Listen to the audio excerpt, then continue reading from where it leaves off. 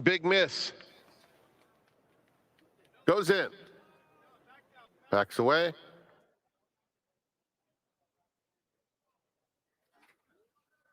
They're in the gate. And they're off. An absolutely picture-perfect start. Taking a Joyride and Tate Bats. Here's Cool Mariah coming through on the inside. So it's Taking a Joyride and Cool Mariah that go on. Tate Bats third. Maggles McGee is racing in fourth. And then it's Humidity on the rail in fifth. 3.5 off the pace. 3 clear of Little Gator. Big miss at the back of the field. Moving into the first turn. And Cool Mariah prompted by Taking a Joyride, who's 3/4 back second, past the 6 furlong pole. Tate Bats third. Maggles McGee is down on the inside on a nice hold 2, fourth and 3 lengths off the lead, 2 clear of Humidity. The 2 back markers remain Little Gator and Big Miss. Down the back stretch, and it's Cool Mariah by a half length. Taking a Joyride continues to press mildly in second with Tate Bats and Maggles McGee. No change in the running order, less than a half mile from home. Humidity is the gray by herself in fifth, 4 lengths off the lead, 3 clear of Big Miss, and then it's Little Gator who has been at the back throughout. Cool Mariah, the long shot leader. Dream Trip for Taking a Joyride, who's just a neck back second. Giroux now takes Maggles McGee off the rail to go and engage the top pair as Humidity makes progress. Tate Bats drops back. Big Miss at the rail. They turn for home. Cool Mariah hanging tough. On the outside, it's Maggles McGee. Taking a Joyride still currently second, trying to get by this leader, Cool Mariah, and it's no easy task. Cool Mariah asked to finish the job. Taking a Joyride a length back. Maggles McGee is not getting there. Humidity goes by her. It will be Cool Mariah, wire to wire under Tyler Bays. Taking a Joyride, Humidity, and Maggles McGee.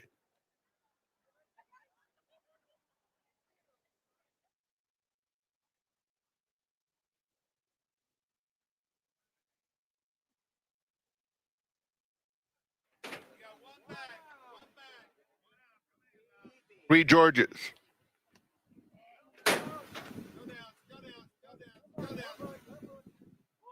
We're in the gate. And they're off. Y'all Come had a very rough start and is last.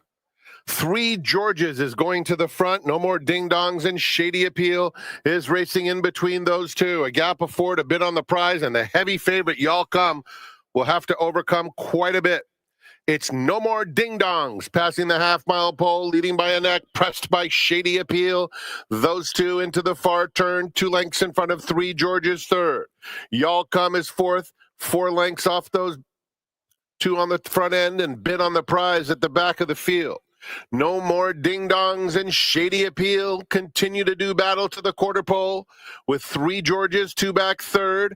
Then Y'all Come in fourth, angling to the inside. They're at the top of the stretch. And Shady Appeal keeps pressing No More Ding-Dongs. Behind them, Y'all Come is now finding his best stride, has 3 to make up, and he's coming. Here's Y'all Come in the center of the racetrack, trying to get to Shady Appeal late. Y'all Come or Shady Appeal. Here's the line. Shady Appeal holds on. Y'all Come second and very unlucky. No More Ding-Dongs third.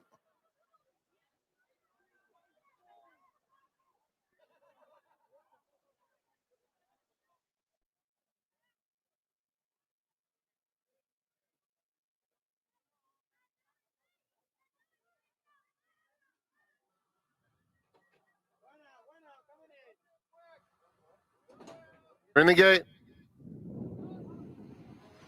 And they're off. Burning Rubber is going to the front. Santa Barbarian and Mysterious Husband, part of a lineup behind. I'm Otter here is moving up widest of all. American Glory is next. Poor Connection in the red comes through at the rail. And Prince Dolce is only 5 lengths off the lead. Living Life second to last, and Empire Classic at the back of the field. Rounding the first turn, Burning Rubber made that turn a little wide, but he's back onto the rail and leading it by a length. Mysterious Husband in second. I'm Otter here now takes that second spot and is within 3/4 of a length of Burning Rubber, swinging onto the backstretch with Santa Barbarian in fourth. Then Poor Connection and American Glory next to one another. Prince Dolce in the lime colors is making headway at the rail, 2 clear of Living Life and Empire's Classic. Juan Hernandez and Burning Rubber. Take them toward the far turn. I'm Otter here in neck back second. American Glory 3 wide in third. Santa Barbarian is on the rail in fourth. Then comes Mysterious Husband, who gets a nudge fifth. A length and a half back. Living Life is trying to make a bid from the back of the field. At the rail, Prince Dolce, poor connection between them, and Empire's Classic. I'm Otter here. Burning Rubber arrive at the top of the stretch together. I'm Otter here on the outside. Burning Rubber kicks right back. 2 more lengths. Prince Dolce on the inside of Santa Barbarian coming to the 16th pole. And here's Prince Dolce, who's starting to kick into high gear on the outside. And Prince Dolce and Ricky Gonzalez blow by them to win it going away. I'm Otter here second. Santa Barbarian third. Photo for fourth between Burning Rubber and Living Life.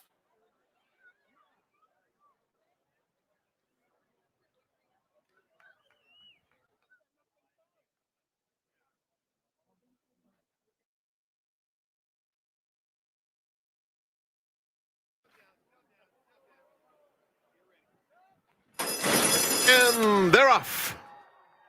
I'm Always Thirsty Nowhere comes through on the inside, and Saturday flashing good early speed too as they move into the first turn. And so the leader is Nowhere down on the inside. Saturday up alongside in second.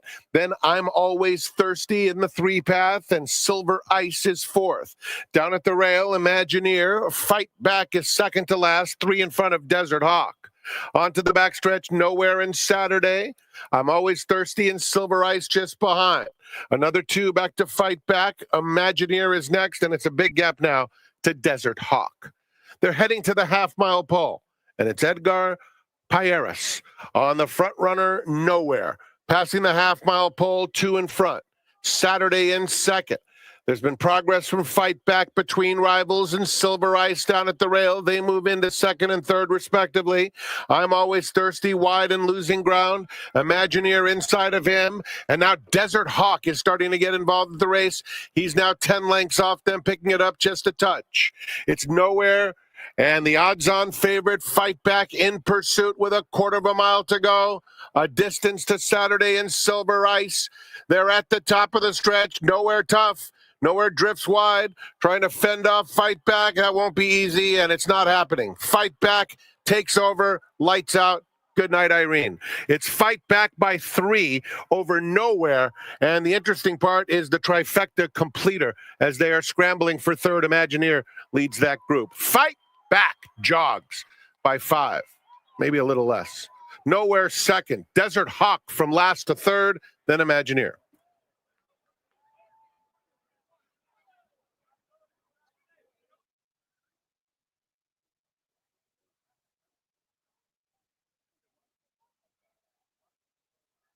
Heat in the Ciaglia Rose.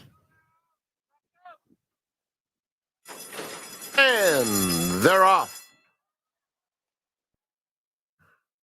On the outside, throwing heat. John Lino is up close in the early going as about 7 or 8 of them line up for the front. Royal Rumor now emerges with an advantage. Sagunto is down at the rail, and Debbie's Getting Hot is in between those two. John Lino races in fourth, followed by Francisconi's Sunset Ride. Throwing heat is widest of all, but only 3 lengths off the lead. Van Gogh's Style is just behind this group, having to steady ever so slightly. Jimmy Winkfield was not quick out of the gate. 7 off the leader, inching up on the outside, and 4 back to Bello Rosso.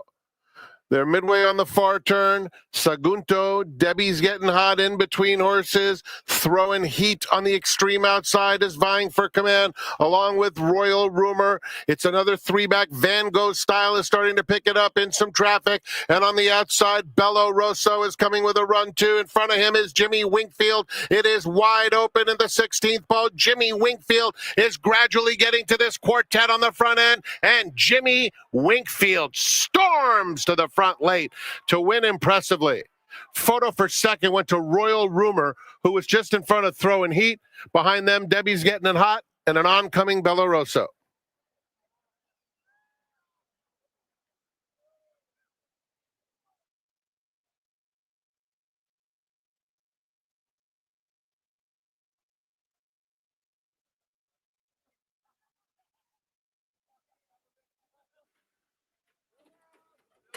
Little Tinkerell.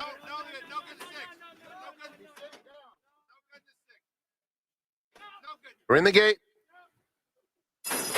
And they're off. Very awkward start just after the gate opened for Bears Board. Took an awkward step and is last.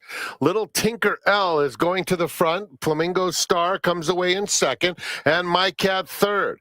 They're followed by Bob's Honey, Donde Está Jefe, and four more to Bears Board. Down the back stretch, and Little Tinker L leads the way past the half-mile pole, pursued intently, however, by Flamingo Star, who's comfortable in a length and a half back. Gap of 3.5, back to My Cat in third, followed by Donde Está Jefe, Bob's Honey, and Bears Board joins them 3 wide. They're a quarter of a mile from home. Little Tinkerell, Flamingo Star now up to take the lead under extremely confident handling. And it is Flamingo Star cruising to the top of the stretch, putting away Little Tinkerell. On the outside comes My Cat in third, and then Bears Board, who's certainly putting in a valiant effort, but Flamingo Star is going to win by the length of the stretch. It's Flamingo Star, another for Tyler Bays, and this was an easy assignment. Hold on and romp by 12 lengths. My Cat was second. Donde Está Jefe third in front of Bears Board.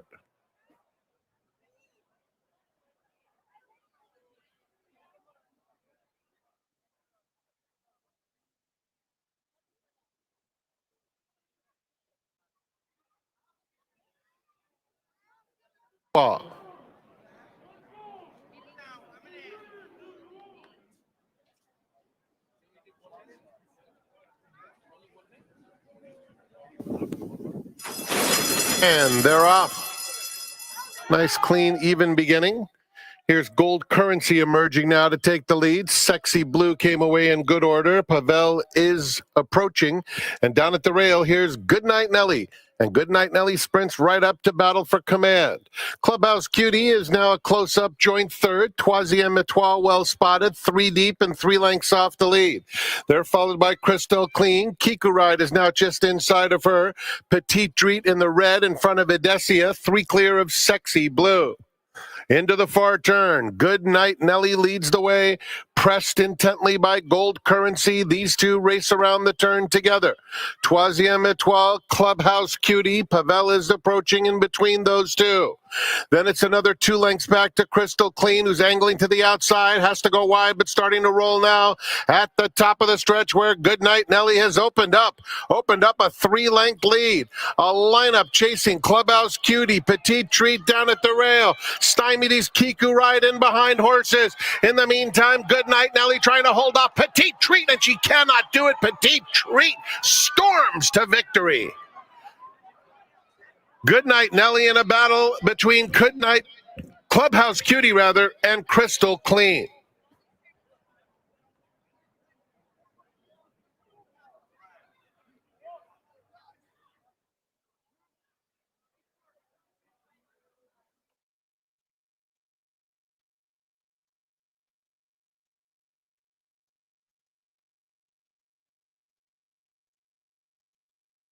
Yes, no. Going in.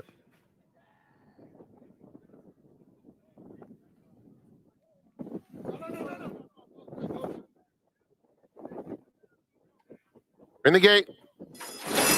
And they're off.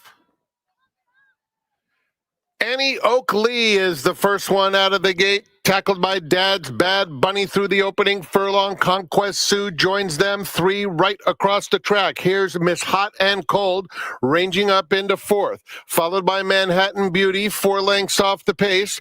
Then Can You Dream? Alex is down at the rail. Pantages, Kitty Mar in between those two. For the Holidays is next. A wide Anya is 5 clear of Magit. Midway on the far turn, and Dad's Bad Bunny takes over and opens up 3. Miss Hot and Cold on the outside, a joint second, along with Conquest Sue, as Annie Oakley drops back top of the stretch, and Dad's Bad Bunny has opened up a big lead now. It's 5 with a furlong left to go.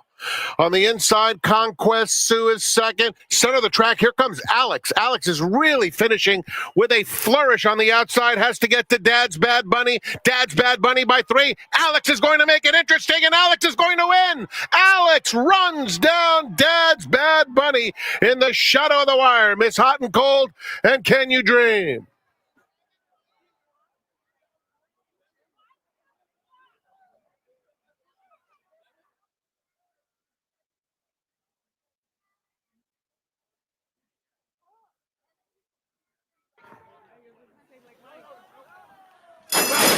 And they're off. Pretty even start with Take Another Card along the inside, joined and passed by Mi Confession. And here's Lavender Love moving up on the outside to take second. Our Moonlight is in the mix in the early going, currently fourth, just behind Miss Mahar.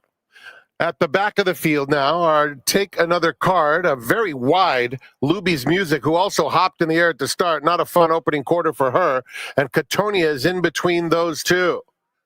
So an action-packed opening salvo, as it is Mi Confession leading the way by a half a length.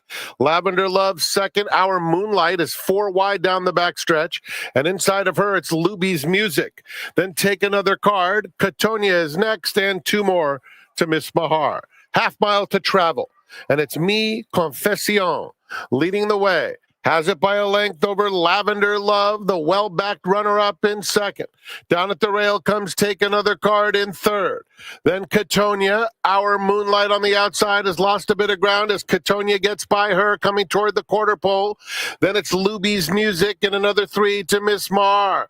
A quarter of a mile to go. Mi Confession trying to steal it. Take Another Card angles out now to come after her in second. Lavender Love is in third. They're in the final furlong. And Take Another Card still has a length to make up on Mi Confession. Mi Confession or Take Another Card. Mi Confession, a length and a half, will not yield. Mi Confession, wire to wire under a Misael Jaramillo.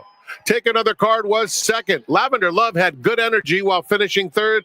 Then it was Luby's Music and a battle between Our Moonlight and Miss Mahar to complete the super high five.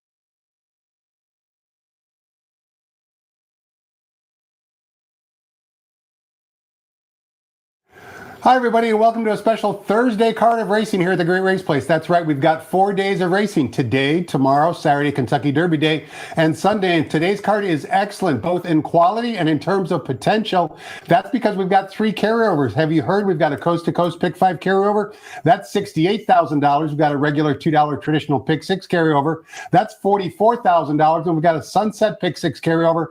That's $7,000. And I've got the perfect man for the seminar today. He is red hot. You want to know why? Last Sunday, the late Pick 5 paid $11,000.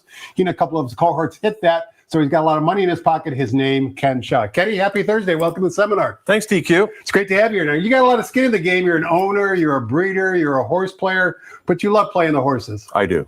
I do. I love the challenge, trying to figure out what's going on. Figure out the crossword puzzle before anybody else can. Yes. And you mentioned before we came on air, Kenny, that you thought today's card was a bit chaotic. And that's a good thing for horse players because it means you don't like the chalk. Yes. I mean, I think there's a few races where there's going to be horses overbet when people look at the running lines in the form. And if they haven't gone back and looked at videos of races, they'll miss some things, some tough trips that horses had, or they haven't gone back and looked at workout reports and looked at watch works. And we can do that courtesy of firsttv.com, absolutely free of charge. That's a great addition to a handicapper's arsenal, isn't it? Because in the past, we had to rely on clockers, what their interpretation was. We still look at those clocker reports, but now we can actually look at the video of the workout itself. Yeah, absolutely. Because, it's funny because one of the things we do when we're all together going through handicapping and the workout reports, the clocker reports, is oftentimes the clocker reports contradict one another. Correct, which is hard to believe. And, as an owner, I've had horses that have gotten really nice workouts that never left the barn in the morning. So it's hard for the clockers. To be fair, there are some morning glories. There's some morning glories, and there's a lot of horses out on the track, and they're trying to figure out who's who, and they do a really good job most of the time, but once in a while, they miss one.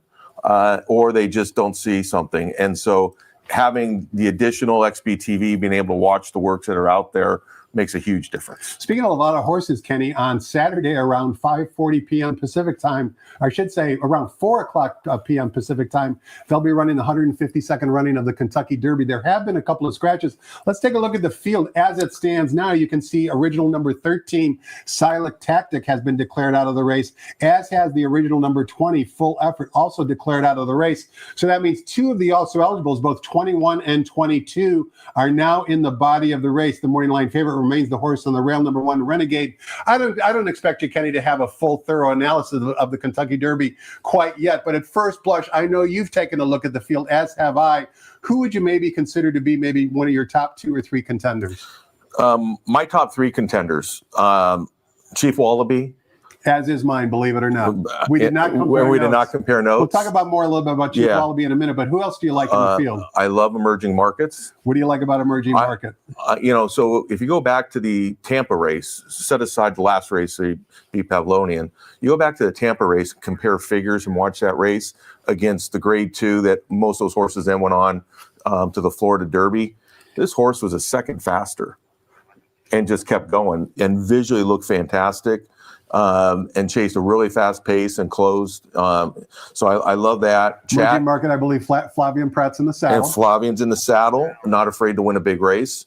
And Chad Brown knows, Chad's an interesting trainer in that he gets horses ready without the obvious workouts or the obvious races. He's very good with that. And then my last one, I think So Happy is being completely underutilized right now. The Santa Anita Derby winner. The Santa Anita Derby winner with a fast time, a huge finish, and a big gallop out. Again, with another rider that's not afraid to win a big race. A lot of skeptics would say about So Happy, but the sire is Run Happy. He doesn't sire classic distance horses. Are you worried about that at all? No, because the bottom side is fine. Fair enough. Let's go back to Chief Wallaby, because that is my actual top selection in the Kentucky Derby as well, for a number of reasons. I'll let you go first and fill in the holes of reasons that you might miss as to why I like Chief Wallaby. Start with the connections. Bill Mott, Junior Alvarado, they know their way around the Kentucky Derby. Mott points to the Derby. The prep races are prep races for him. He's not trying to win the prep races. That horse was not cranked. It's a questionable move, but putting the blinkers on, I love it. I love it too. Have you watched the horse's races? He's very green and looking around. And then the work with the blinkers, fantastic. So, and I just think the horse fits. He's going to be in the right position. in the middle, forward middle of the pack. These horses that are coming from way back, they're going to be up against it like Renegade. I agree. And Chief Wallaby, if you watch the gallop out in the Florida Derby, of course, it was a 3-horse photo. Right. But in my opinion, he galloped out best despite being green and despite having trouble in between horses. So just to me, I know he's another lightly raced horse, but I think he has the most upside. I'm hoping he doesn't turn out to be the wise guy horse. Early wagering, and of course, it's going to change between now and post time. A lot of the players up to this point do like So Happy, and I think So Happy is certainly one of many live price horses in the Kentucky Derby. Yeah, and then I think it's really hard to figure out the imports, the two Japanese and the Saudi horse, right? Probably going to be in the mix up until the quarter pole. But the two Japanese horses, I don't think you can sleep on them because they can get the distance. How do you feel about Renegade, the horse that drew the rail? I think if the horse wins, he's a monster in the sense that everybody's talking about there's not that much speed outside of him. I disagree with that. I don't see any way in the world Mullins put a 45-second work in the Intrepido, and Baffert with Martin Garcia is not going to go. I mean, so I just see so many horses going, and if Irad goes, that'll be something the horse has really not done before, and then he's going to have to stay. So I just worry the horse is going to get completely buried. You know, Kenny, I wanted to ask you a question as an owner because, of course, the Kentucky Derby is so overanalyzed. You know, they're talking about Renegade having feet problems and this and that besides drawing the rail. But you know, as an owner, that's an everyday occurrence. Yes. As handicappers, we're not privy to that information, but you have to factor that in because it just doesn't miraculously appear on, in one race throughout the entire year. Feet problems or other issues, these vet scratches that are coming along prior to post time. This is an everyday occurrence that you guys have to deal with, constantly. Absolutely. And talking about feet problems, we had a horse Y2 that won some nice stakes for us. Kent DeSormo was on. We were going up the hill. Horse was just prime, grade 2. Turn around, brought the horse back, foot problem. And ironically, we had to do surgery. We had no idea there was anything wrong. And then we called him Jimmy Choos. He had to wear plastic shoes. Were really expensive, but feet problems are not unusual for horses. Lots of problems, and you just got to work your way through them. And then these horses, most of them are pointed to one day, and that is so hard to do. And they've never run this distance. They've never been never been in front of this big of a crowd. Long story short, nobody knows what's going to happen. Not Chaos. The owners, not the trainers, not the jockeys. Expect the unexpected, and that's another reason why, in my opinion, you should always be wary of taking a short price in the Kentucky Derby. Sure, the favorites have won. It's been a long time since a favorite has won, but if there was a race ever to be begged where you play a price, the Kentucky Derby is begging sophisticated horse players to play a price that they can make a case for. Absolutely, and the other thing you have to look for is if you like a horse in one of the races surrounding the Derby, is playing a multi-leg bet. Correct. And keen on that horse. And that's going to be my strategy because I want to go as deep as I can in the Derby for the multi-leg bets. So a couple keys here and there to get into the Derby and out of the Derby because don't forget, you have 2 races late. You are a degenerate. I'm proud to admit that you're my friend and a degenerate. We're going to talk more importantly about today's 9-race card because Kenny makes money even though he does like playing the races. $11,813 is what he put in his and his partner's pockets last Sunday with the 50-cent late pick 5 winnings. We're going to find out who Kenny likes. But before we do that, there's just a few scratches. Let's find out who they are by tossing the microphone over to track announcer Frank Miramai. Thanks so much for joining us on a beautiful Thursday here at the Great Race Place.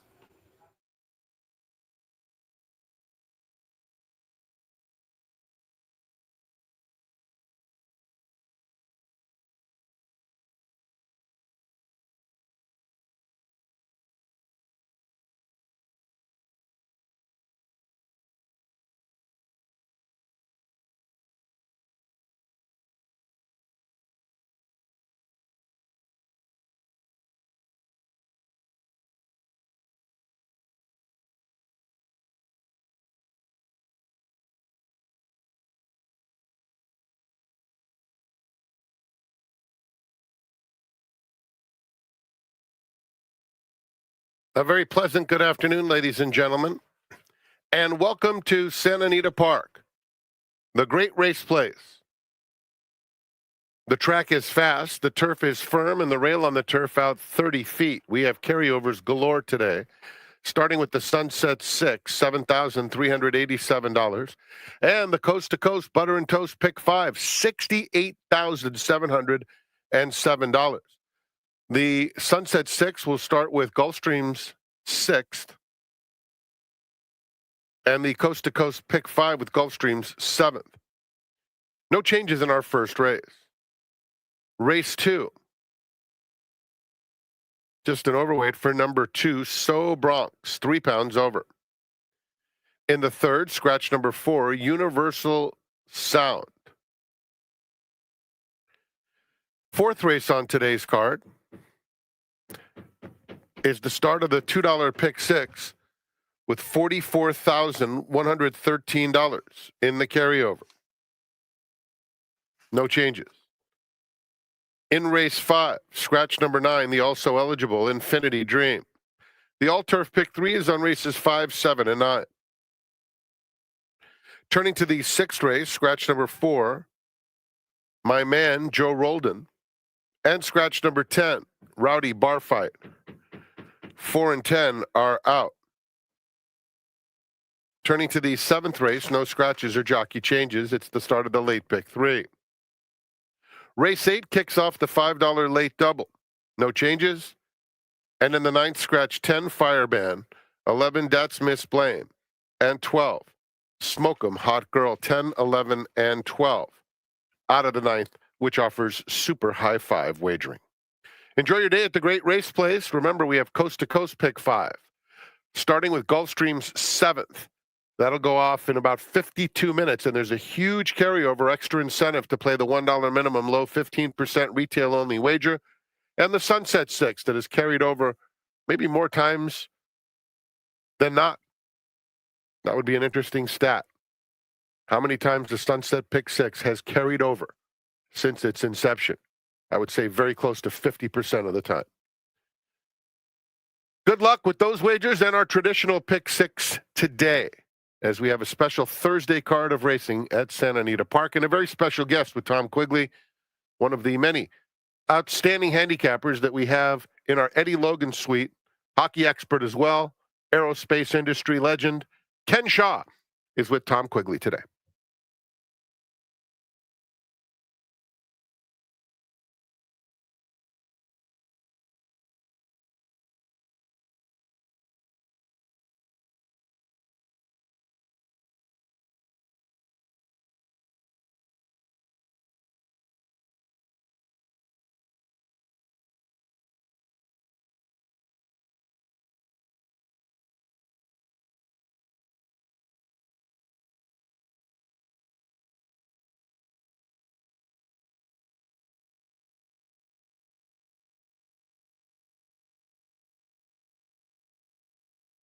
Welcome back. We're talking horses with horse player, owner, and breeder Ken Shaw. Before we resume the seminar, just a quick reminder. As you heard Frank Miramati say, the Sunset Pick 6 does have a carryover today of $7,000. The reason why you're seeing the graphic right now is, believe it or not, only 8 races at Gulfstream Park today. That means the sequence for the Sunset Pick 6 begins before the seminar ends. That's right, race 6 post time, 12:23 Pacific time. So make sure if you're playing the Sunset Pick 6, you get involved before the seminar ends.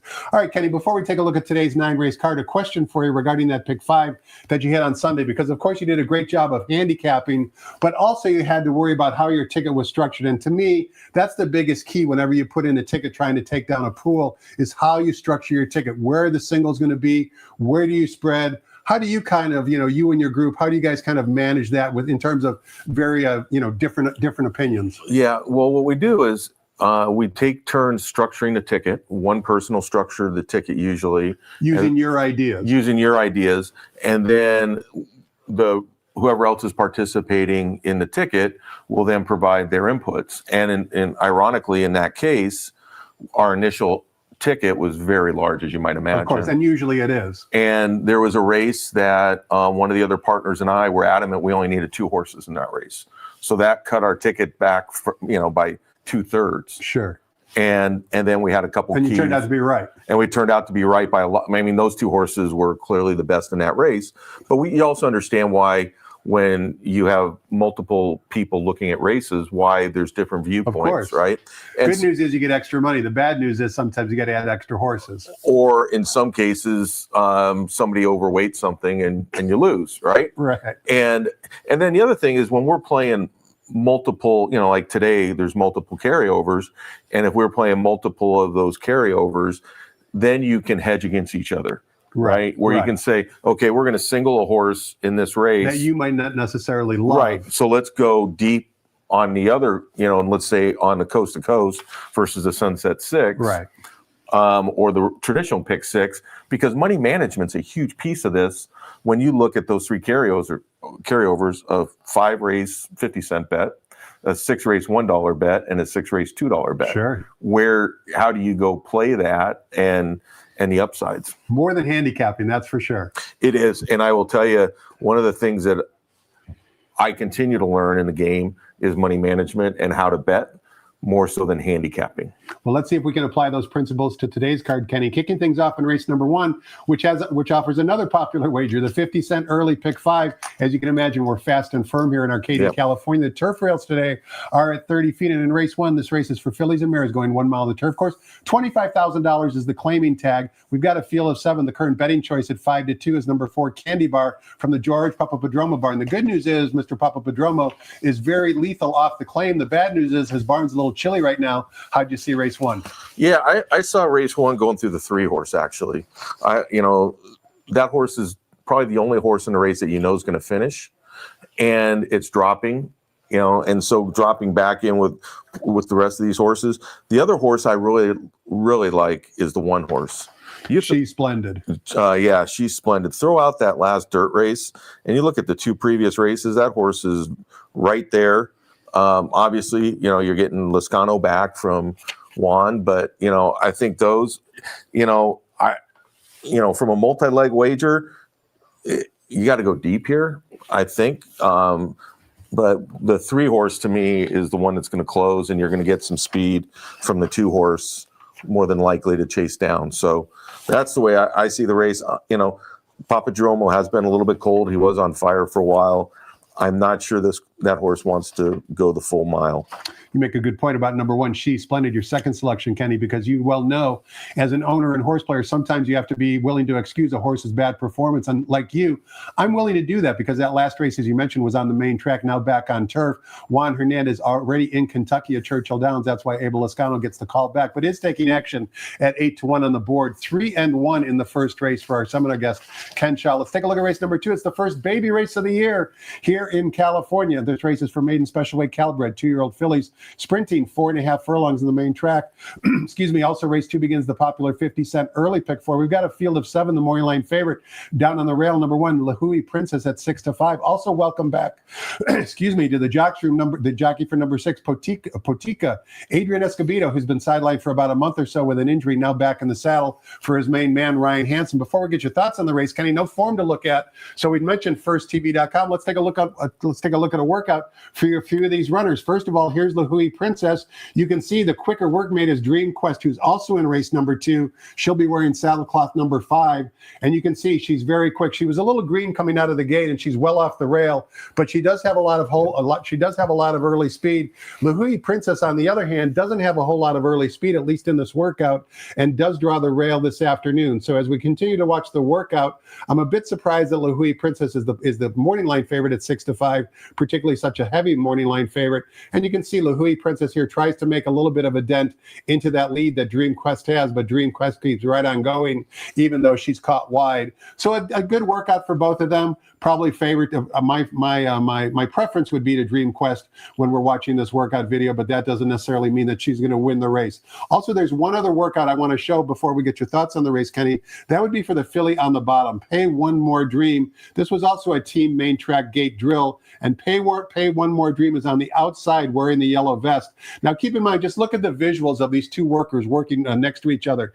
The workmate is a 3-year-old male. She's a 2-year-old filly. So you expect the workmate, who's named Cornelius the Great, to obviously be far superior in terms of a physical nature. And you can see he's also easily outworking her as well. Now, Cornelius the Great is not a bum by any stretch of the imagination. As I mentioned, he's a 3-year-old male. He's run 3 races in the maiden special weight ranks, and he's run very competitively, including a good second last time out when last seen at November down at Del Mar. Excuse me. He continues to widen his distance over Pay One More Dream. But again, keep in mind, she's never started in her career. She's running against a 3-year-old male. The verdict's still out on her. I'm not sure we could come to any conclusions off those workout tapes, but that's the best we got besides pedigree. You got anything to add? Yeah, the other thing is, Terry Lovinger points to these baby races. You think? Look how many he bred in the race. Right. And when you talk with Terry, he'll be the first one to tell you that it's easy money, right? Because he breeds, they train at the farm. They're Cowbreds.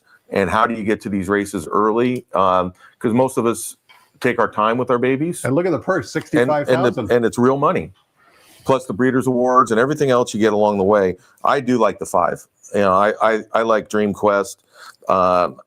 The other work I looked at was the April 9th work, also with the Hui Princess, and the horse was much better late in that work as well. And you don't know what to make of the horses coming in from other tracks. And Ryan Hansen, I couldn't find anything, and I didn't have a chance to look at the workout report. So on Potica with Escobita, Adrian will get the horse out of the gate. So he'll get the horse in the race. So those are my top choices, 5 and 6. It's interesting, Kenny, number 5, Dream Quest, your top selection, and one of the runners we watched the workout video for. Her sire is Drain the Clock, who does not stand in California. So Terry shipped this mare back, bred to Drain the Clock, brought her back to California. And now basically the filly that she produced can enter into a Calbred race, which is part of Terry's MO. Let's take a look at race number 3. We're sprinting 6 furlongs in the turf course, starter optional claiming types. There is one scratch. Scratch the 4, Universal Sound. Leaves us with a field of 6, number 3, Gray's Boys, the 2-1 Maury Lane favorite. Once again, Kenny, before we get your thoughts on the race, one more workout video to watch. This would be for the rail horse, number 1, Steak Fries, who we haven't seen in the afternoon since November of 2024. A couple of things to take note here. First of all, Steak Fries is going to be the one in the back wearing the red cap. Take a look at the workmate, John Metcalf, also from the Craig Lewis barn. John Metcalf, you might remember, within the last couple of weeks, came back to break his maiden finally after multiple attempts. So the workmate is proven. Steak Fries already has broken his maiden back in September of 2024. But you can see both horses are not being asked for their best, and both are going very easily. And you can kind of sneak peek at the final time on the bottom. This was a really good workout for both horses, with basically Steak Fries working even up with John Metcalf. I'm sure you already watched this workout. First time Lasix coming off the layoff. Tough inside post. A lot of different ways you can go here, Kenny. Do you like Steak Fries on top, or do you like another runner? I like Gray's Boy on top, but barely. I really like Steak Fries. And one of the things that I look at when you have these horses coming off of layoffs and you're looking at their figures, when you have a horse coming off from a 2-year-old to a 4-year-old, that's a completely different thing in my mind than a late 3-year-old to a 5-year-old or 4 to 6, something like that. He could have improved so much mentally and physically that you could probably add 10 to 15 points to his buyer number, just randomly speaking. And buyers are notoriously low for 2-year-olds. Correct. And they're even notoriously low and for California horses. And the way that horse closed on the turf at Del Mar in, clearly going to be in some tough races, Summer Del Mar. So I like the 3. I love the way the horse finished in the race.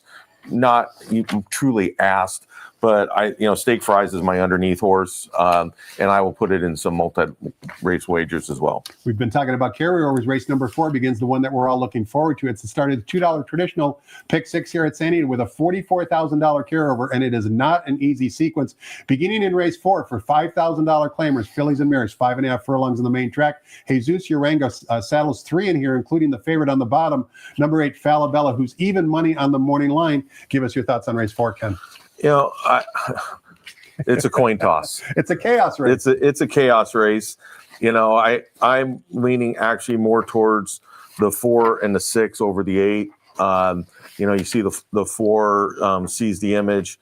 I do like the horse coming out of a much tougher race, finished okay, and then the same thing with Harney Lane. But my favorite here is Seize the Image. The challenge I always have with these horses coming out of 4.5 furlong races, 1,000 furlong races at Los Alamitos is it's a much harder track, faster track, deeper track. Yeah, you get here to a deeper track with some horses that are of good quality. So Seize the Image is my top choice, and I if we can get anything close to that morning line, it would be very nice. But by definition, Ken, leading to your chaos commentary, $5,000 claimers by nature are going to be runners that don't stay in form very long. Even your top selection, number 4, sees the image, has not seen the winner's circle for at least the last 2 years. So certainly, you know, that raises a question as far as you can't have a lot of confidence in any of these runners. The all button is your friend in this race. Never loses a photo. Right? Never loses a photo. And, you know, as we always joke, you take the all button, you put the even money favorite right in the winner's circle. And it does cost a lot of money. It does cost lots of money. Race number 5 begins both the 50-cent late pick 5 with no carryover and the $3 all turf pick 3, also with a reduced 15% tagout. We kick off both wagers in race 5, sprinting 6 furlongs of the turf course for fillies and mares, $25,000 claimers, non-winners of 2 races lifetime. Scratch the also eligible number 9, Infinity Dream will not compete, leaves us with a field of 8. Number 4, Cloudy Woman, fresh off a void claim for trainer John Sadler, is the 6-5 morning line favorite. What could go wrong here, Kenny? Quite a bit. Quite a bit. I love the route to sprint for the McCarthy Preem. I just think that's what the horse has always wanted to do. You know, Michael's tried to get the horse to go long, and I think it's just time. And it's going to have the stamina. You know, the other avoided claim running second, not a great time. You know, that horse is going to have some challenges. And so the other horse, as you can see on the screen, Walking the Beach, is my super long shot. Jonathan Thomas claims a horse, you know, for $10,000 and puts it right in a grade 3. And also first time on the turf. I looked up the pedigree, and there's not a lot of turf in the pedigree, but Jonathan must have seen something, as you mentioned, Kenny, to both not only enter the horse going 2 turns on the turf course, but also enter it in a grade 3. Granted, it was a field of 5 and her stablemate won the race, but still he put her in there. So the fact that she got disgraced, to me, is not necessarily a negative. Yeah, and the April 9th work I thought was fantastic for this level. Since that last race. So, and, you know, he's a fantastic trainer, good horseman. So, you know, I think that's one you have to really consider in your betting strategies for the day. 3 and 2 in race number 5. One additional comment for Ken's second selection, number 2, Walking the Beach. It's subtle, and I've mentioned this many times, and it happens a lot on today's card. Take note, Walking the Beach ran in a stakes race last time, could not use Lasix. Now re-adds Lasix today. Race number 6 begins the 50-cent late pick 4, sprinting 6 furlongs in the main track. Maiden claiming Cowbreds. $50,000 is the claiming tag. 2 scratches. Take out the 4 and the 10. Leaves us with a field of 8. The morning line favorite, number 7, Shady Gem. Lukewarm 7-2 favorite at that. Before we get your thoughts on the race, Kenny, I wanted to watch a replay for one of the runners in this particular field. It would be the replay for number 2, Sunk Cost Fallacy, who we haven't seen since late February. This race was 6 furlongs on the main track, equal to today's conditions. Also, you can see, if you look at the trouble note, the horse had multiple issues running in a very small field, just a field of 5. So let's listen to Frank Miramati describe the action back on February 28th and watch Sunk Cost Fallacy, who's going to be wearing the red silks and wearing saddlecloth number 4. And they're off. Quality Gold and Milbo Baggins are the first 2 out of the gate. Sunk Cost Fallacy is racing in 3rd. Then Gilchrist and Hungover at the back, and now Hungover is moving up in between horses. They run toward the half-mile pole, and Milbo Baggins comes through on the inside of Quality Gold to take the lead. A length and a half. Hungover is moving up willingly at the rail in 3rd. Sunk Cost Fallacy is 4th, and in between horses now, having to tap on the brakes. 3 more to Gilchrist. 3 furlongs out, the favorite Milbo Baggins is in front by half a length. Quality Gold 2nd. Hungover needs racing room at the rail. Sunk Cost Fallacy still in at 4th, only 2 lengths off the lead. 5 clear of Gilchrist. They're at the top of the stretch. Milbo Baggins on the inside. Quality Gold, Hungover trying to come through inside. Milbo Baggins not too comfortable. And Sunk Cost Fallacy is just behind horses. He's had a rough trip. Can he get out late? 16th pole. Milbo Baggins just in front. Quality Gold on the outside and Hungover at the rail. Milbo Baggins keeps on going. Milbo Baggins. DeSormo got him home. That was a 5-horse field, and let's face it, there were only 4 contenders. Hard to believe that a jock could find trouble in a 4-horse field, but nevertheless, Diego Herrera did. That's ancient history today. Now, Kaz Kimura decides to get in the saddle for the first time for trainer Mike Pipey. We can see that after watching that replay where sunk cost fallacy had multiple trip issues, you like him back on top today. I do. That race was a very strong race. When you look at the time, the horses all finished. I thought there was a significant amount to like in that race, especially with sunk cost fallacy with all those trouble. But the other horse, and I love a Pipey exacta box in this race, is Dane the Great in the 6 hole.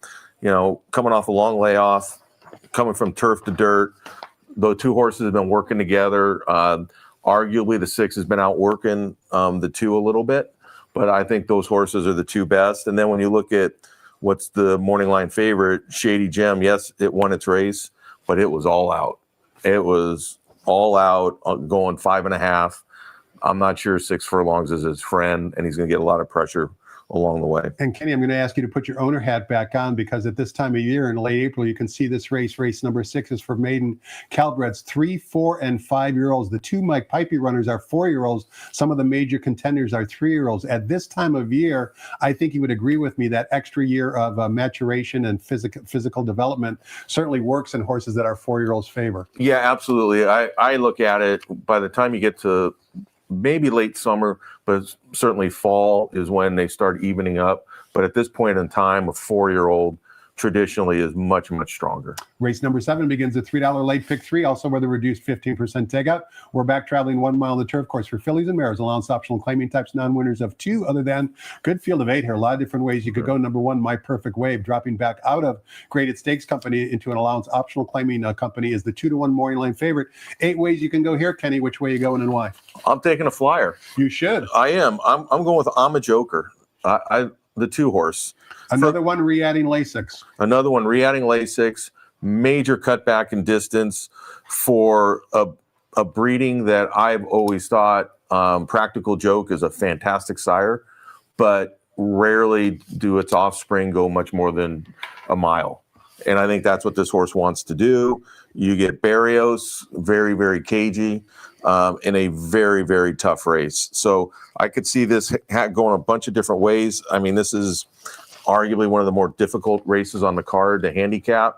So in that case, I'll take the long shot and hope you're right and spread a little bit in your multi-leg. 15-1 on the morning line for Ken's top pick in race number 7, number 2, I'm a Joker. Have you had any in-depth discussions with your partners yet, Ken? And do you know if any of your other partners do like I'm a Joker as well? Nah, we do that once we get to the racetrack.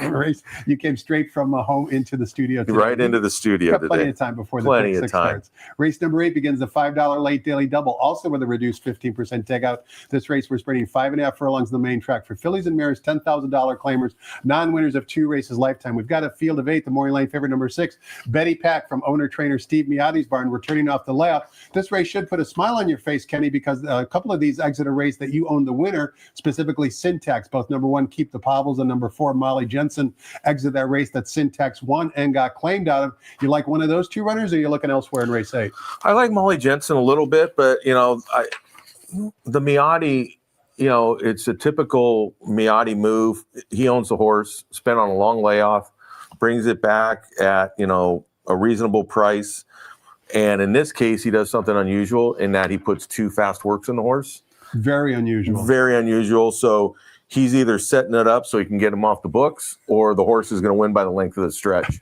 So I'm going to trust Miotti today that he's going to win by the length of the stretch. You're on the glass full page. I am on the glass full, but I might hedge a little bit along the way. Savannah's Big Girl, I think that's a big jock upgrade, going back to Kimura and the bullet work that Steve Sherman put in the horse. So those are my 2 horses I think are going to be live. Kenny, a question for you before we take a look at race number 9. You mentioned in the previous race, I'm a Joker is sired by Practical Joke.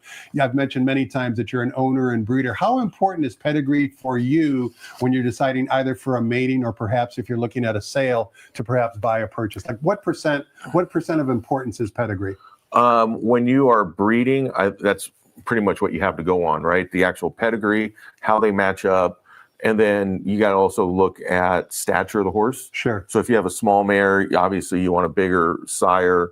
If you have a big mare, then it's not as important. But then when you're at sales, and again, you have to differentiate between a 2-year-old sale in training, Sure. OBS, versus the earlier sales for the weanlings and the yearlings. Weanling and yearling, you're going off of pedigree and physical. Once you get to OBS, then you can look at the horse work And the action.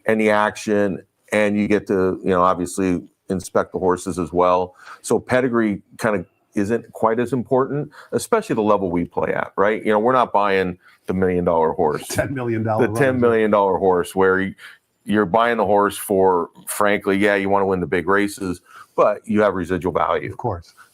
Pedigree is not as important to us. And we've had some of our best luck with horses without any pedigree. Have you ever dabbled in pin hooking? Because to me, as an outsider looking in, pin hooking looks attractive, although I do know that there are pitfalls. There are pitfalls. I have been on the fringe of it.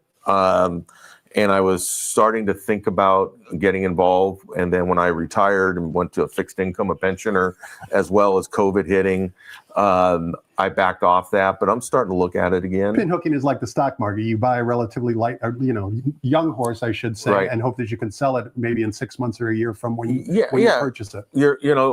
Ideally, you're going to go buy a horse, in the October, November, December sales. For like 100,000, let's just say. For 100,000, and then you're going to try to go get into OBS March, April, And sell for 250, 300, right. or maybe even more. or maybe more, or the opposite happens, right? Because you're buying a horse based on physical and pedigree, but you don't have a clue whether or not they can run a lick. Right. And then by the time they get to there, so you have to, if you're going to get into the pin hooking business, in my opinion, you have to have some really good partners that you're relying on, because that's what they do every day. You might have to actually race the horse and not be able to sell it. And you have to be willing to do that, right? Because sometimes, you don't want to take a $75,000 bath, if you will. Put it in, you're better off trying to get something out of the horse. Let's see if we can get something out of race number 9, because we close out the day and close out the card in race 9, offering $1 super high five wagering. Back on the turf course, 1 mile is the distance. Maiden claiming fillies and mares in for a $50,000 tag. Take out the 3 also eligibles. 10, 11, and 12 will not compete. Leaves us with a field of 9. The morning line favorite on the far outside, Justivar from the Mike Pipey barn, 5-2 on the morning line. We know you like a Mike Pipey exacta early on in today's card. You like the Pipey runner in race 9, or you're looking elsewhere? No, I do. I think that horse is live. That's my top selection. I think, cutting back a little bit is going to be to that horse's advantage. And then the other horse I like is the Bondi horse, Sugar Rain. I love the breeding. When you go back and look at Twirling Candy, the ability to go long, I think that's what this horse has wanted to do. It's been a little bit of a one-paced horse in these sprint races, which should work to its advantage. So I think that horse, the 1 mile, should hit it right between the eyes. So I see a 7-9, 9-7 in that coming home. Kenny, thanks so much for your time and insight today. Really enjoyed the conversation. Good luck not only today on all the carryovers, but of course for the remainder of the year going forward. And of course, the Kentucky Derby on Saturday should be a great day of racing. It's going to be a lot of fun. It will be a lot of fun. Hope you guys enjoyed. A couple quick reminders before we let you go. First of all, don't forget the Coast to Coast Pick 5. That begins with Gulfstream Park race number 7, 12:54 p.m. Pacific time. Today, the Coast to Coast Pick 5, the $1 bet, has a $68,000 carryover. That includes 3 races from San Anita. You've heard who Ken likes in those 3 races. Just take a quick look at Gulfstream Park races 7 and 8. Put your own ticket together. Hopefully, you'll hit it for a good amount of money. And also, keep in mind, tomorrow, Kentucky Oaks Day. That means Santa Anita has a special first post, a late first post at 3:15 p.m. Pacific time. That's right, we're racing tomorrow, but we will not have our first race until 3:15 p.m. Pacific time. Why is that? That's because the Kentucky Oaks, for the first time in its running history, will be run under the lights at Churchill Downs. Post time for the Kentucky Oaks is 5:40 p.m. Pacific time. We'll also have live racing after the Kentucky Oaks as well. Hope you have a great day today. Hope you have a great day tomorrow. Hope you have a great Kentucky Derby day.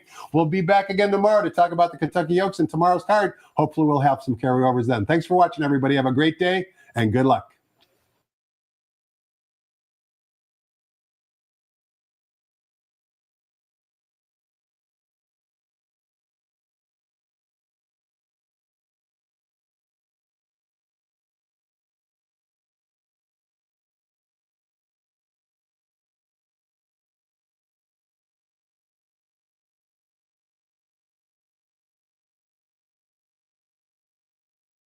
Ladies and gentlemen, please rise for our national anthem.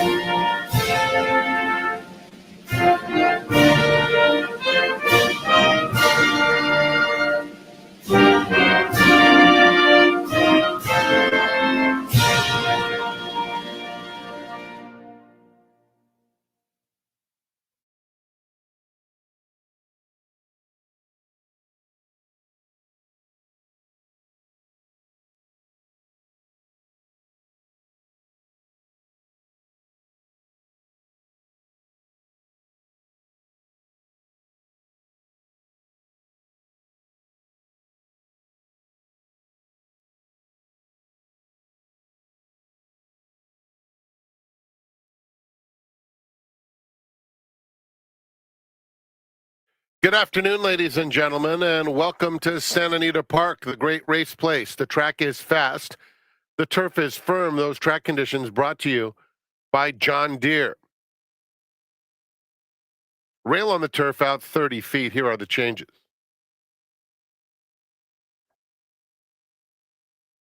We remind you that the next race from Gulfstream is their 7th, and we have a coast-to-coast pick 5 carryover of $68,000. No changes in the first. In the second, number 2, So Bronx, 3 pounds over. In the third, scratch 4, Universal Sound. Turning to the fourth, start of the pick 6 here. We have 44,000 plus in the carryover and no changes first leg of the pick 6.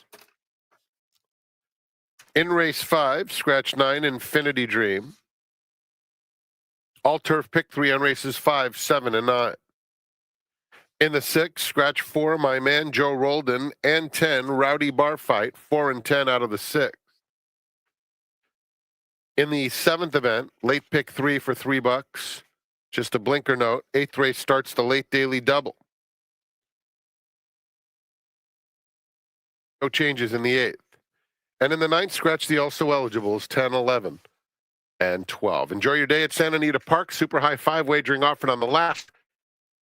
Nice carryovers. Best of luck. 27 minutes to post. Coast to coast pick 5 starts in just 20 minutes.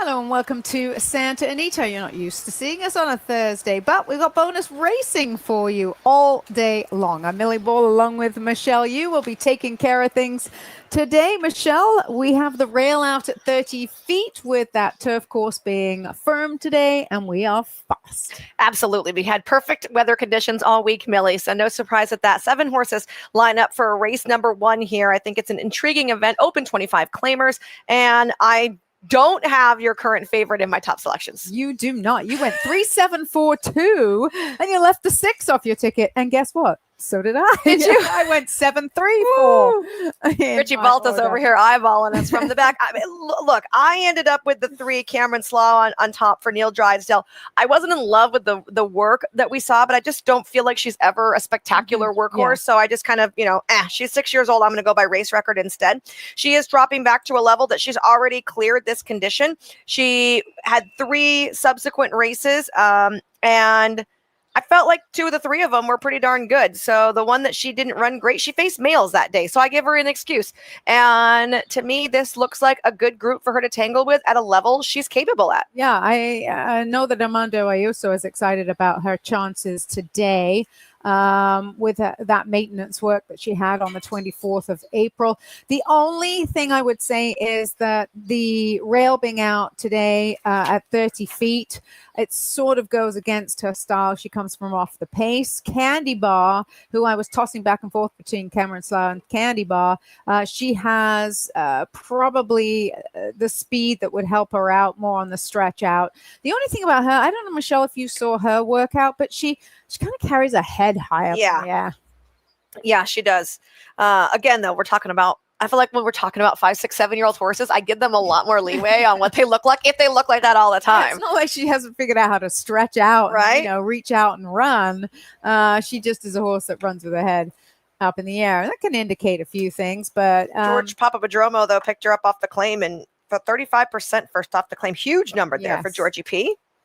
Speed also, I think, coming from the number 5, Moonlit Courage, first off the claim for Manny Badia, showed speed last time out, the day that she was claimed, and stopped pretty quickly that day. So I don't know if they'll go back to those tactics with it being back at the mile. She's fresh, or they'll try and, sit a trip more like the one she did when she broke her maiden.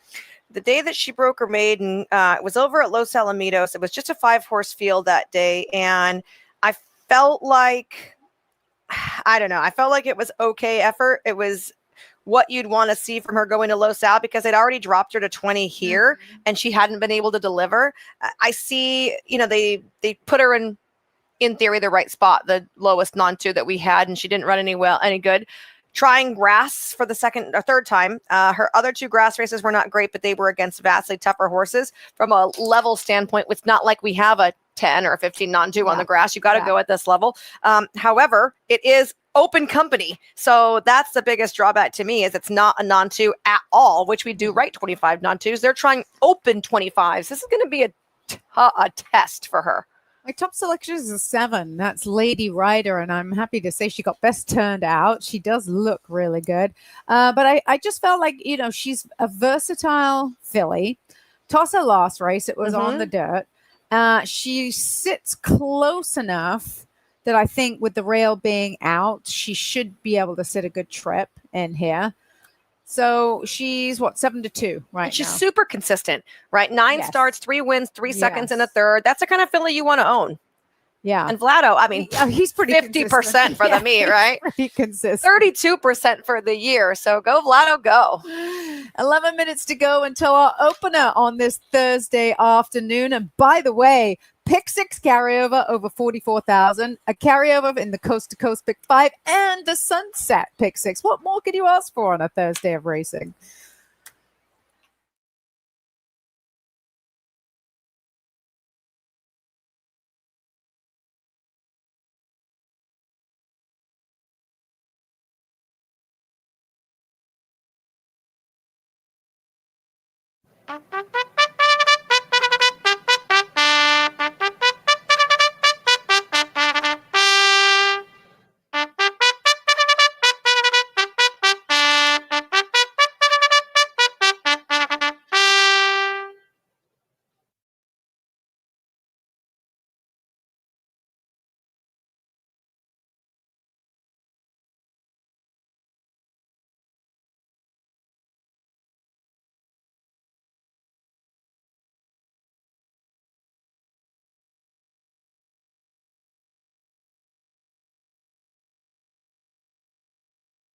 The horses are on the track for the first at Santa Anita Park, which is 10 minutes away. The first kicks off the early pick 5.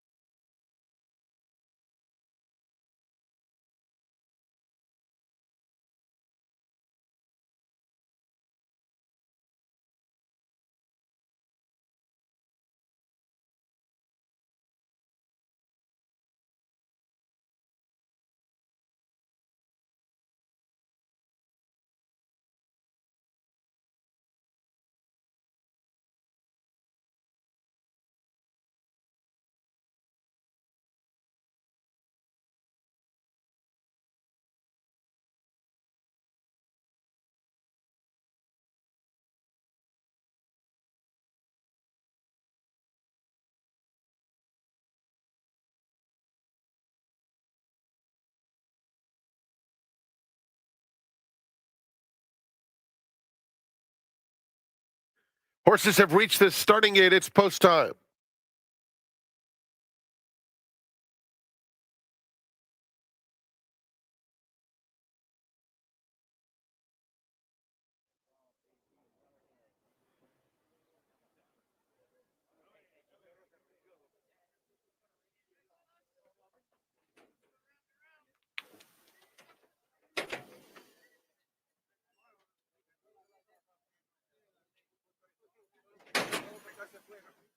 Hey, Matrona coming up. Free and Humble will be next.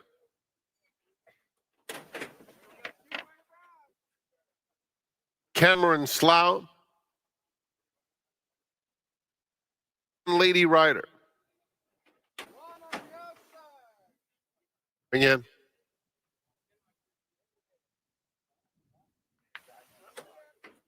Lady Rider just hesitates briefly.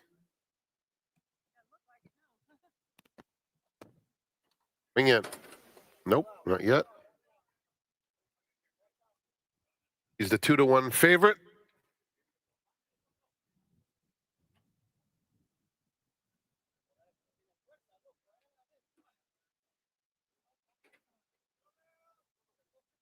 All in.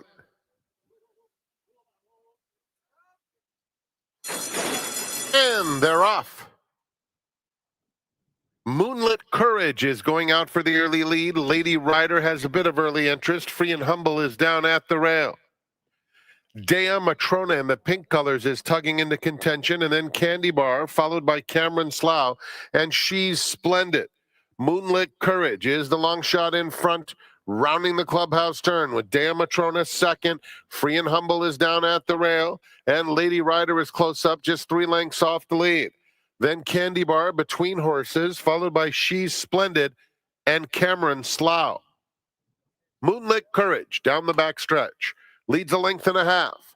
Dea Matrona second. Free and Humble is comfortable along the rail in third. Then Lady Rider and Candy Bar head and head. She's Splendid is just behind them. Only 4 lengths covers that entire group. And Cameron Slough is by herself at the back, called on now, and starts to pick up a tiny bit of momentum with Moonlit Courage, the leader. Has it a length. Dea Matrona is racing in second. Free and Humble has been on the rail throughout. Candy Bar makes headway now, takes third on the extreme outside. Cameron Slough is wide. Inside of her, it's She's Splendid, taking up and dropping out. Free and Humble, top of the lane. And Candy Bar, with a decisive move to the front, opens up to Cameron Slough, is charging from the back into second. These are the two at the 16th pole. Candy Bar, Cameron Slough within a length. Candy Bar still loaded, and Candy Bar will win. Candy Bar by a length and a half to Cameron Slough, Dea Matrona, and She's Splendid.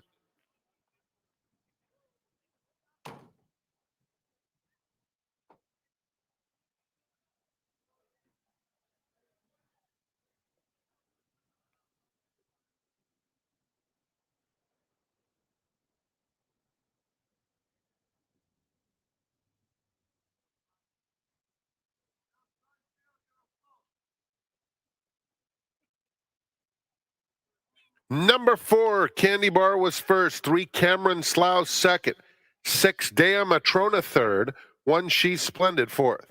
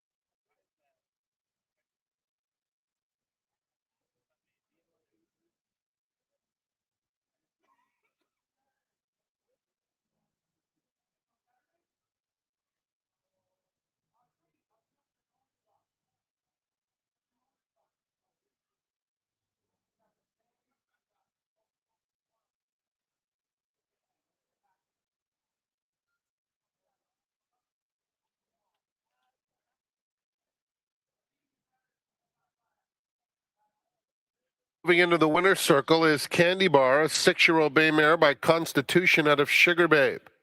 Owned by Giddy Up JR, trained by George Papapadromo and ridden by Tyler Bays. Candy Bar, bred in Kentucky by Pippa's Hurricane. The running time, 1:35.36 seconds.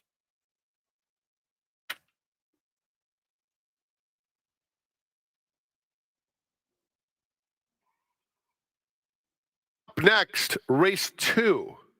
They'll be at the gate in 27 minutes. The babies are here.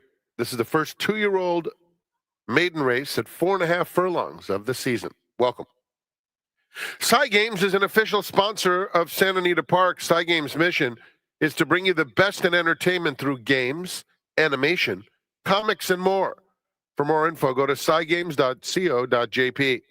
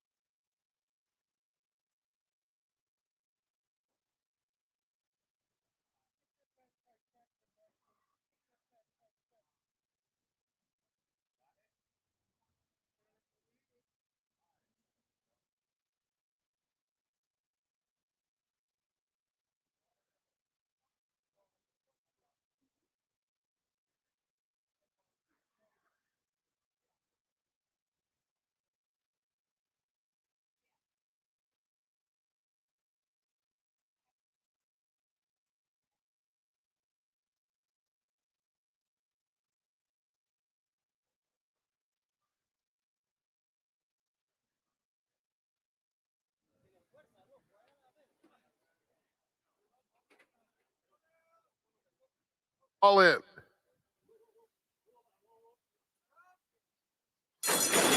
And they're off. Moonlit Courage is going out for the early lead. Lady Rider has a bit of early interest. Free and Humble is down at the rail. Dea Matrona in the pink colors is tugging into contention, and then Candy Bar, followed by Cameron Slough, and She's Splendid.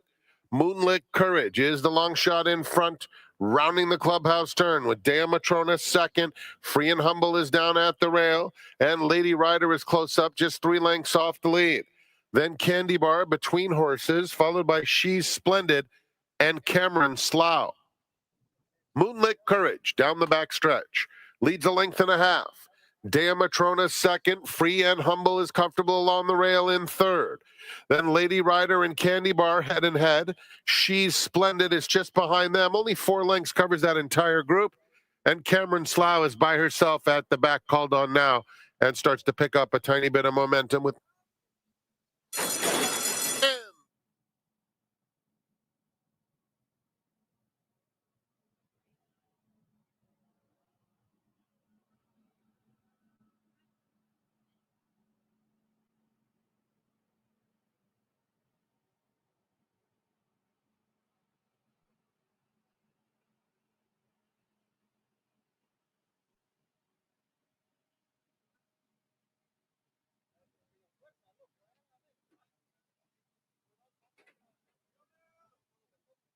all in.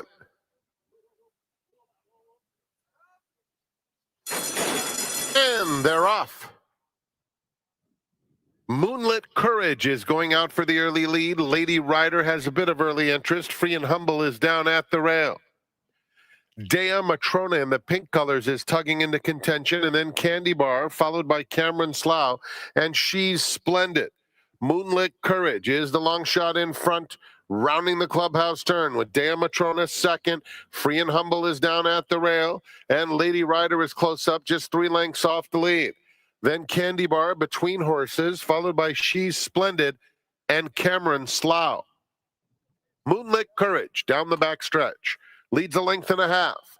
Dea Matrona second. Free and Humble is comfortable along the rail in third. Then Lady Rider and Candy Bar head and head. She's Splendid is just behind them. Only 4 lengths covers that entire group.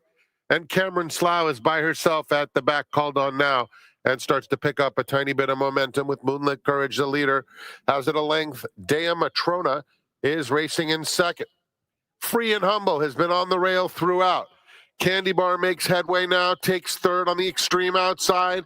Cameron Slough is wide. Inside of her, it's She's Splendid, taking up and dropping out. Free and Humble, top of the lane. And Candy Bar, with a decisive move to the front, opens up to Cameron Slough, is charging from the back into second. These are the two at the 16th pole. Candy Bar, Cameron Slough within a length. Candy Bar still loaded, and Candy Bar will win. Candy Bar by a length and a half to Cameron Slough, Dea Matrona, and She's Splendid.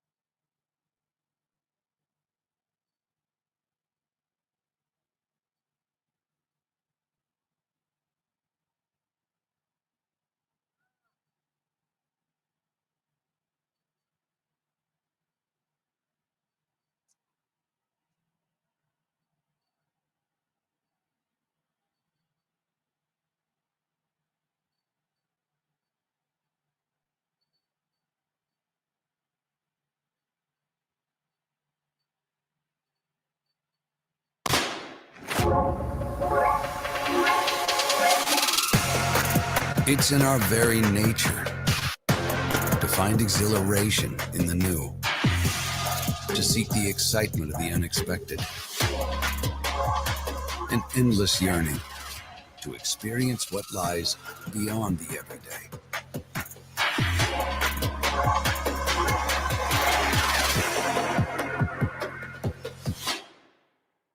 The first coast-to-coast Pick An 5. attractive Pick 5 sequence featuring Gulfstream And Park. Santa Anita Park. Player-friendly 15% takeout. A $1 minimum. Big pool. Huge payout. First coast-to-coast Pick 5. Every Friday through Sunday.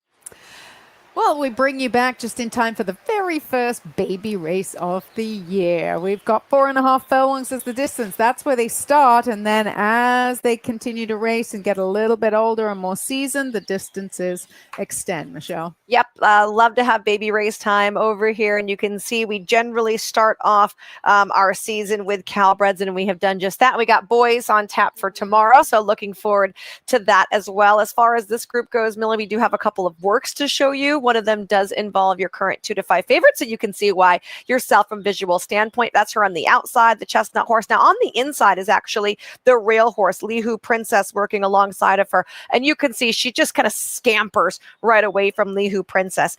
I will say this though, even though she's going to be fast, and I did single her because she's the quickest, and we're talking about 4.5 furlongs. Yeah. Her work is not without mistakes by any means. No, she's still green. She's still very, very green. And you can see the one, Lihu Princess, even though she was a little slow out of the gate, doesn't make a lot of mistakes here. And she's steadily making up the ground. Now, if the 5 ends up kind of blitzing herself too fast early, there is a chance she gets picked up by a horse like the one, Lihu Princess, who doesn't have early speed, but it's just coming on steadily at the end. That pedigree to me kind of says, run me on the grass, but obviously we don't have any grass races yet. So this is just a leaping off point. And for a lot of these fillies, it's like, why work again for free when you can run for your share of $65,000, right? So there is the favorite working in front. You can see doesn't switch leads, lugs out. So lots of mistakes for her at 2 to 5. Yeah. Let's take a look at the number 7 in here. Pay One More Dream, a workout here. Okay, so she's on the outside. She is just a little bitty little baby, and you can see she actually gets out of the gate pretty quickly. We actually trained her mom, and she was small also, so that kind of runs in her genes. Now the inside horse in the red vest, Cornelius the Great, is actually a horse that's older and has run second against Maiden Special Weight Company. So she's working with someone with 3 races under the belt, experience, age, and sex against her, right? And so while she was quick, she does kind of just fade out here. But if we can keep with her work, you'll see she actually kind of continues on. Now, right here, I think her rider thought, oh, well, we're going to be done. And you see him check. So she loses a lot of ground at this particular point, letting Cornelius the Great open up. But she just never stops. She just keeps chuck, right? And so even with that, she's still trying. I actually did not dislike this work at all. She's a big price, especially because we have a 2 to 5 favorite. But you're looking for a horse underneath to try to make some money. I feel like she's a horse that could pick up the pieces because at no point does she slow down except for when he told her to. She doesn't go very fast, but she's just continuing on at that same speed. Yeah, and when you said, I mean, tiny, she is tiny. What are our weights? She has to weigh like 750 pounds. The number 2 is probably, so Bronx is probably one of the fattest. I'll be very blunt, fattest in the field. I mean, she was definitely carrying. Yeah, she was carrying some excess weight. Howard Rubin has her train over at Los Alamitos. She's had a 4 furlong work. I'm sure she galloped out with a 3 furlong work after that, but she looks like she might need a race. I thought the strongest looking horses of them was actually your horse, Petitza. Now explain Petitza. How pronunciation? Petitza is a Slovakian, I believe, pastry. Don't yell at me if I'm wrong. It looks like I'd know, almost like a Yule log, right? Okay. And it's like has like ground up walnuts and some sweets. One of the partners, Dak Mac Ventures, actually they make it every year with their family for the holidays. So it's a name that's meaningful to them. You know, we have her sister as well, still unwritten, and she ran, I think, 4th on debut, but she's come back to be a very good grass horse. I do think looking at this filly working in the mornings, because we have our own videos that, you know, she works out early. All of Ryan's horses work out in the dark, but we shoot our own videos, and watching her work, she does have more of a grassy action. So I think a little bit longer on the grass is probably where she's going to end up being. Okay. But again, she's had 2 gate works. Why work from the gate again for free when there's a race and hopefully you can pick up a check and start earning some money, right? And plus the racing with the experience is just going to help all of these juveniles. And we like to say a race is worth 4 works. The favorite, I feel it's imperative that the favorite breaks well, because she's got so much gas about her that I feel like if she weren't to break, she's going to get in trouble trying to get to the front quickly. Yeah, I agree. We'll see what happens. 1 to 2 on the 5. That's Dream Quest. I believe this is Drain the Clock's first starter. It is. Yes. I tried to find other starters. I couldn't find them. So they were lights out at the 2-year-old sales. They were 20-2. They were the hottest commodity at the 2-year-old in training sales. And this will be the first racehorse we've seen in the afternoon, and it's a Calbred. 10 minutes until race 2. Let's go 2-year-olds.